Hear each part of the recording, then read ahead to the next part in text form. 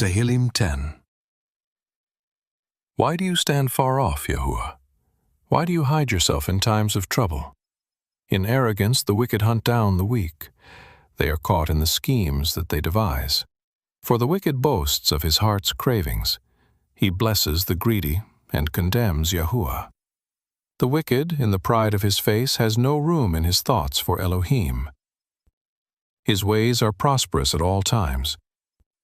He is haughty, and your mitzvot are far from his sight. As for all his adversaries, he sneers at them. He says in his heart, I shall not be shaken. For generations I shall have no trouble. His mouth is full of cursing, deceit, and oppression. Under his tongue is mischief and iniquity. He lies in wait near the villages. From ambushes he murders the innocent. His eyes are secretly set against the helpless. He lurks in secret as a lion in his ambush. He lies in wait to catch the helpless. He catches the helpless when he draws him in his net. The helpless are crushed, they collapse, they fall under his strength. He says in his heart, Elohim has forgotten, he hides his face, he will never see it.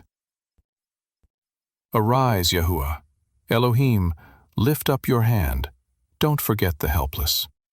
Why does the wicked person condemn Elohim and say in his heart, Elohim won't call me into account?